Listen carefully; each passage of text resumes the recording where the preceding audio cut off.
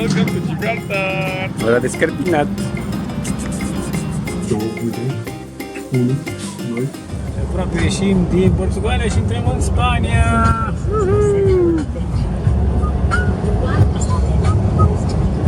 Și am ajuns în Spania cu João. Imediat m-am lăsat după graniță la o benzinărie să ajung în Sevilla. Știați că A49 e drumul european 1. De aici s-a început numărătoarea. Să caut un loc de cort și mâine să explorez Sevilla. Sunt în Andalusia! Aici am campat lângă Sevilla și sunt niște ruine. O să vă arăt imediat. Soarele prin nori. E duminică. Și hai să descoperim frumoasa Sevilla. Și un ghetto. Ce un Joana cu mașina pe căruțaș, ne îndreptăm spre centru. Ne zice cineva Buen Camino, pentru că există El Camino de la Plata, drumul argintului, care începe din Sevilla până în Santiago de Compostela. Și ia uitați și săgețile. N-am ajuns pe jos aici, ci cu ea mânene.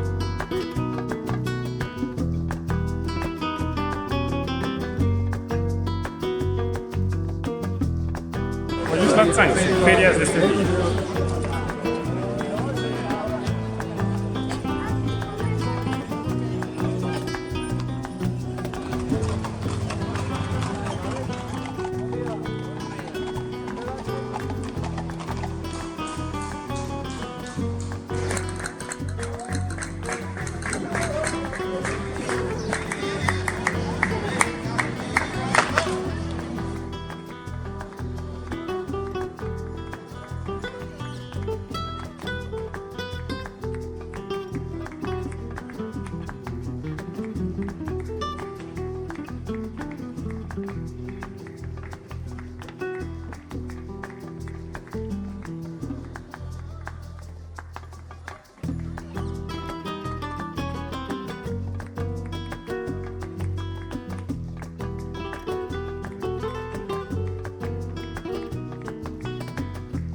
Un oraș incredibil, cu influențe arabe, cu de toate și am nimerit fix de sărbătoare.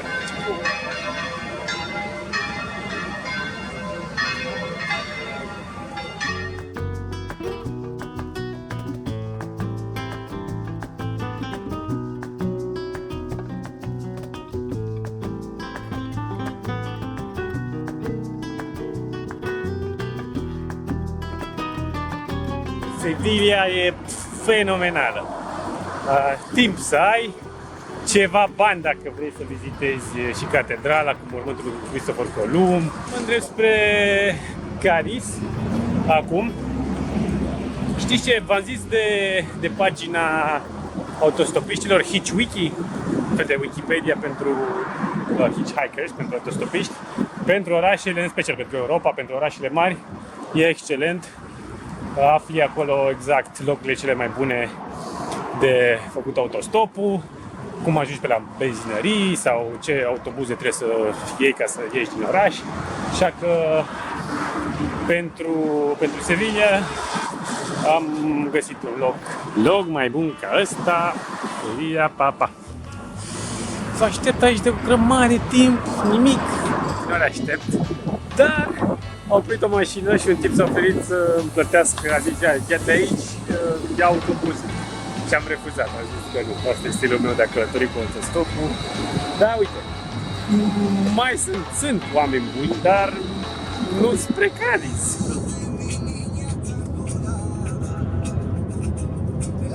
Găsit de tipul ăla care a oprit mașina și mi-a oferit bani ca să iau autobuzul și am refuzat. Ei bine, nu pot să cred, Daniel, el a fost trimis de acel tip, de Sami.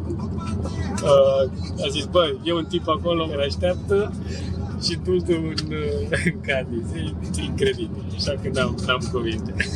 Saltando como gatos en el día de hoy, ya no puedo más, estoy cansado, asfixiado de darlo todo para ganar, para ser en el rap el número uno, derribar y convertirme en latino. Atila, el rey de los unos, es como el humo, desaparece pero vuelve a aparecer. Las cosas a veces es mejor dejarlas sin resolver. Hoy solo quiero poder descansar, estar tumbado en mi hamaca. Desciende como una pluma, vuela como un avión. ¿Será que estoy soñando, lleno de inspiración? El arte que hay que tener para cantar una canción, el arte que hay que tener para escribirla con el corazón. Vivir la vida y saborear los mil colores que te da. Pensar en respirar, en afrontar la realidad. Que somos muchos y juntos hacemos mucho más. En construir una sociedad, algo fuera de lo normal. Crear nuevas formas de filosofía. Nunca descargar el tren que aún va de cercanías. En recordar que soy de Andalucía y que vaya donde vaya, el sur es el que me guía. Desciende como una pluma, vuela como un avión. ¿Será que estoy soñando, lleno de inspiración? El arte que hay que tener para cantar una canción, el arte que hay que tener para escribirla con el corazón. Imparable, como va a ser la vida, no te quejes si... Am ajuns și hai să găsesc un loc frumos pe plajă să campez. Mai e călduță. O auziți? Ea e marea. Mă rog, de fapt e oceanul. Mamă, Edita, mai are fluxul. Marea Spaniolă din Cadiz. Și aici am înoptat în o fortăreață. Deci uitați, până aici ajunge apa și cât mai e până la ocean. Să mergi și să mergi, să mergi, să mergi până dai de apă ceva mai adâncă. Să te bălăcești.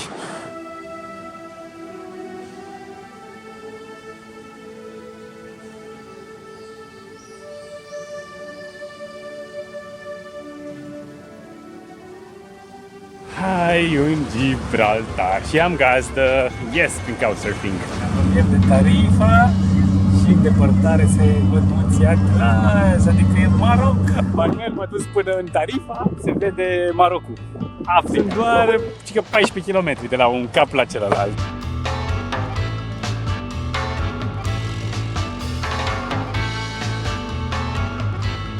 Cu români, cu Sorin și Liliu? Aici, la un alt capăt de drum. Suntem în Gibraltar! Gata, asta e teritoriul britanic. Iată-mă și pe zi! Welcome to Gibraltar! Gibraltar ține de UK, dar e un teritoriu autonom, așa că, uitați numele de mașină, GBZ. Avem cabină telefonică, ai fish and chips, ai o salată între arhitectură victoriană, mediteraneană, clar, influență și spaniolă, un mic haos.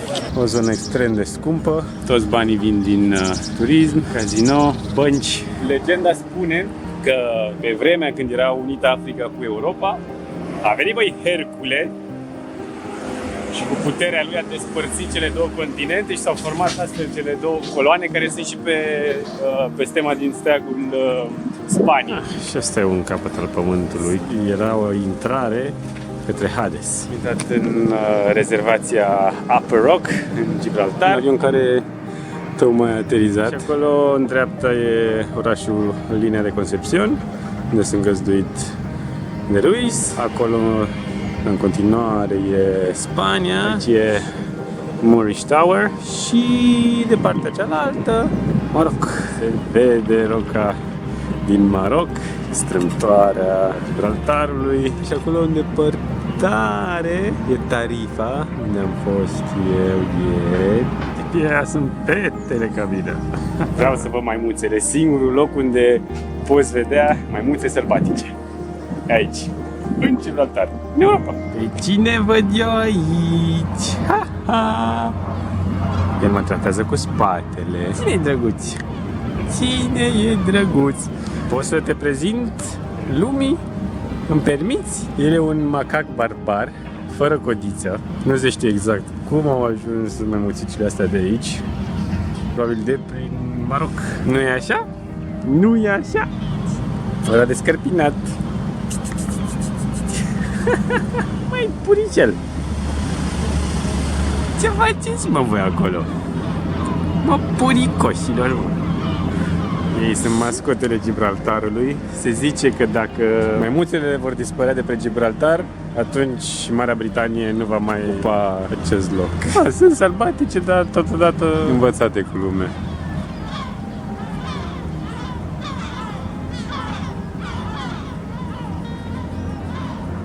zici că e zidul chinezesc. Cine mă așteaptă acolo? Mă așteaptă maimuțică la capătul scărilor. Pardon, pardon.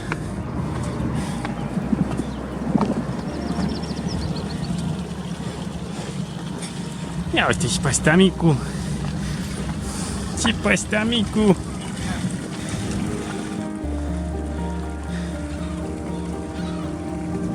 Cât a fundul.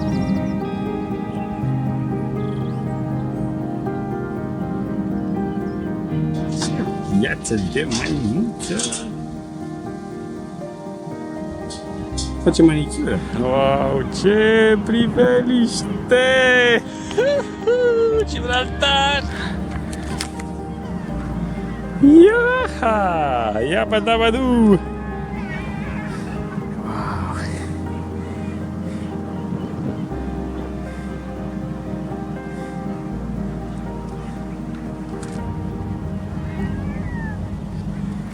Undeva acolo departe e Catalunia. Aici Andalusia, Gibraltarul și apoi dai colțul, puc, Marocul, Africa. Punctul cel mai înalt din Gibraltar. Și am dat și de un traseu, scările mediteranene.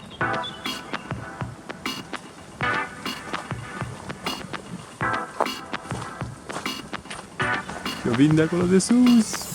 Ia uite cu ce jucărioară se apărau. Tunele din al doilea război mondial.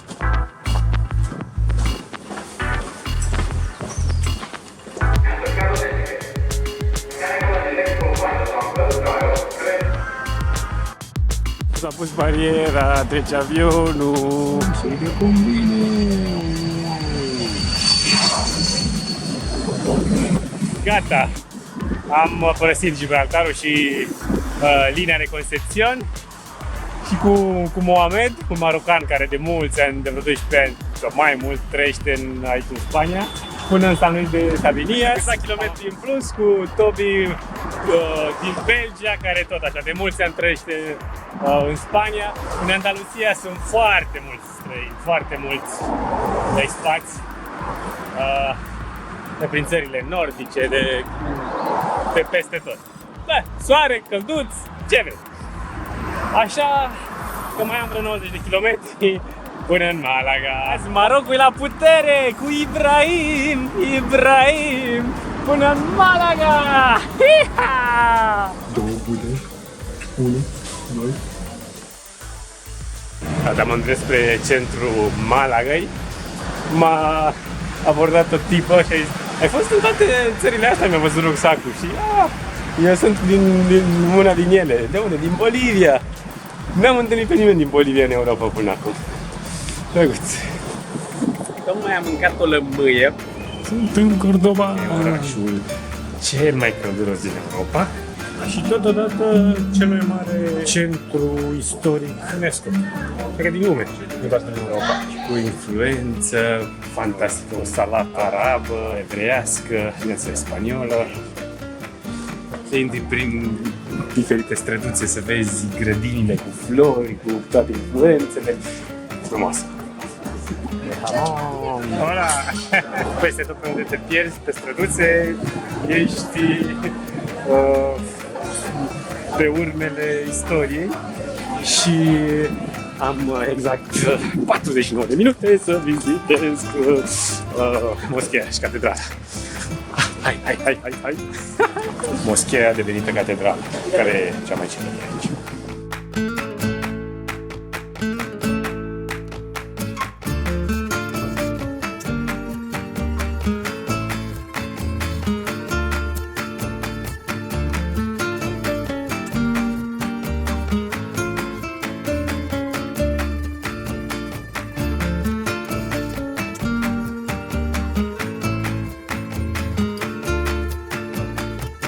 Aici am dormit eu, sus, printre măslini. Cu Frank, polițist, și mi-a confirmat, într-adevăr, autostopul ar fi ilegal în Spania. Hai că prea am dat doar de moldoveni, acum Mădălin, un oltean, aproape în Granada. Băia bun, se ocupă cu usturoiul, cu măslinele, Dacă n-am auzit la povești cu românașii noștri, cu mașini furate, cu cazinou, cu drog, cu ce vrei și cu ce nu vrei. Pablo, care m-a luat la autostop, celebrele tapas din Granada, 1492 parcă, în același an a fost Reconquista, Spania, în timpul regilor catolici, au recucerit partea musulmană și Cristofor Columb a ajuns în America. În noroc, Pablo, un tip extraordinar, tipul care m-a luat la autostop și m-a dus în Granada. Inițial. Anas! Mase, vedere? Așa, ce spuneam, la 1:30 ne așteaptă mama cu masa. Ce mănâncă aici familia lui Pablo? Stufat de miel și vin de casă. Și tot ce se vede aici sunt case săpate în stâncă, sunt peșteri, de fapt, transformate în casă,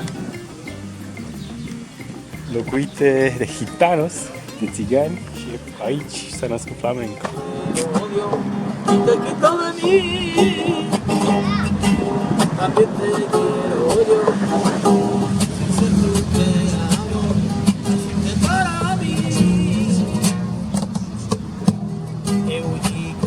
Am ajuns și la o zi de naștere, la un tinto de verano, la un wish freestyle, no? Suntem din Argentina, Grecia, Uruguay, despre Spania.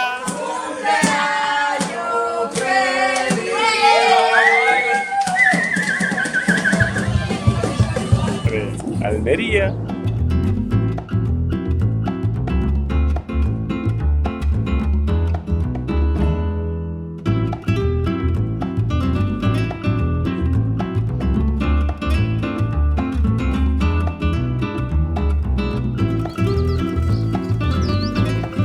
Am sărit dintr-o mașină în alta, țup-țup. Se pare că în zona asta autostopul e mai ușor. Trebuie să ajung undeva spre plaja de Los Muertos, am înțeles că e ceva frumos, sau poate ajung într-o zonă de hipioți, Las Negras. Vedem un puțin de noroc. Aha, ce priveliște! Plaja nu e de nisip, e cu pietricele. Nu știam de Camino de Santiago, că trece și pe aici. M-au oprit vreo doi. Camino de Santiago, vezi că trebuie să iei pe acolo, pe acolo, pe acolo. Sunt aproape de Valencia, unde mă voi întâlni cu o prietenă, o fostă colegă. Mai sărit un gard, dar asta mai mic. Hai cu Barcelona! Mămăligă, poftă bună! José, la poalele muntelui Montserrat, faimos aici în Catalunia. Încep Pirinei! Mai am un pic până în Andorra! Ce verde și frumos!